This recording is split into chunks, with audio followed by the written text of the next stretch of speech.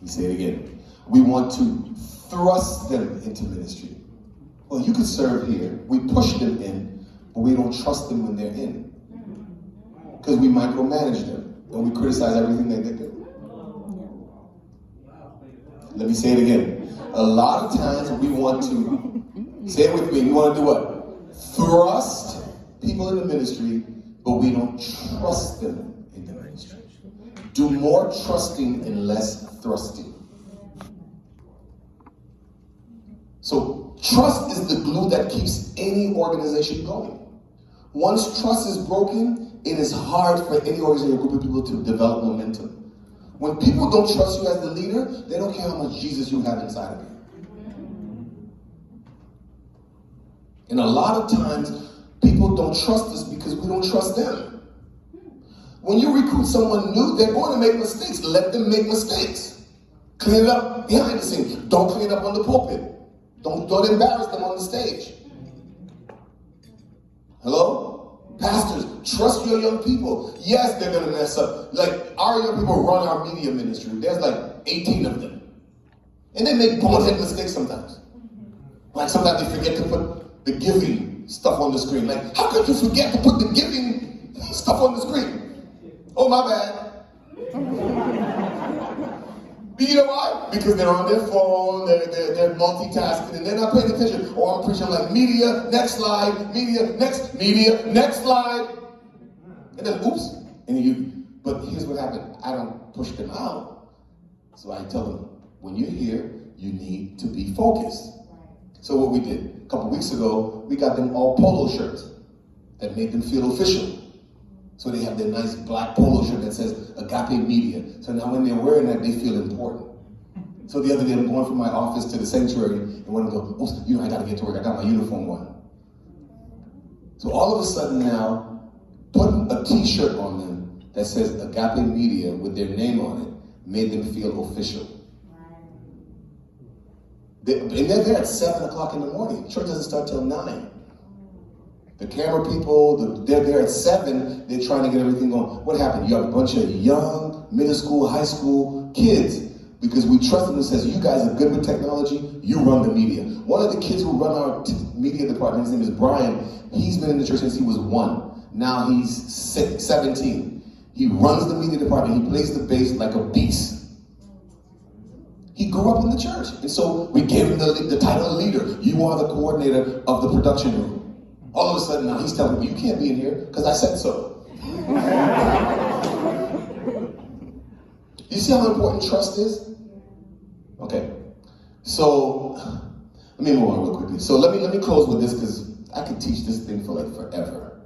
All right. So a strong, vibrant culture stimulates people to be and do their very best so that they can reach their highest goal. If you want your people to perform well, establish the right culture. You'll be surprised when you establish the right culture, how performance increases. Southwest Airlines, they're one of the top airlines. The culture, the CEOs, twice a year, they go and do the baggage. They handle the baggage, they handle the ticketing. They want to see what it feels like to be on the other side. That's the culture. Publix, supermarkets, they have a great culture. Their people never quit those jobs. You with me? You guys tracking with me? Yeah. Like, I'll give you an example. Like, I'm not being political, but regardless of your political affiliation, but when you look at the culture of our federal government the last 4 years, there was a lot of turnover, right? People come, people go, people come, people go. It's like, you know what? But what was the difference? The difference was not, it's still the federal government. But the culture of that administration was not based on people, it was based on goals. Right? Follow me here. Yes. So what makes the difference is not the name of your organization, it's how people feel based on how you treat them. Okay, so I'll close with this real quickly. So culture versus input, okay? Input versus output. The inputs into the culture system include the stories that surround the experience of the people within the organization, shared goals, responsibilities, respect, and care for one another. The outcomes are the reputation of the leader, the organization, the attractiveness of the organization to others. Let me explain what I mean by that. The inputs, for example, people's testimonies, right? People come into the church, they have testimony, shared goals, they believe in the vision of the church, they feel respect, they feel cared for. The outcome is they go and they tell people, the output is they go and they tell people, you got to come to XYZ church. Because when you come, they make you feel like you value. Let's go back to the Samaritan woman. Her input was what? Her story. I've had 5 guys, failed marriages. This whole divorce thing, I know it really well. I've been there 5 times. And I'm so fed up with it, I'm not even married anymore, I'm just shacking up. Right? That's her story. That's what she brought to Jesus. She brought failure, she brought brokenness, she brought everything that has happened to her life up to that point. Jesus meets her and says, okay, you know what? Hey, we can change the story. And then she leaves the water pot, which was the subject of racism. Your Jewish lips on my Samaritan cup. She leaves the jar and she runs to the city to do output. I have found a man who told me everything I've done. And the Bible says they came running. And as they're coming, that's where Jesus says, the harvest is ripe, but the laborers are few. Because he saw these people coming. And he told the disciples, y'all almost missed it. I had to change this woman's story so her story can change the town.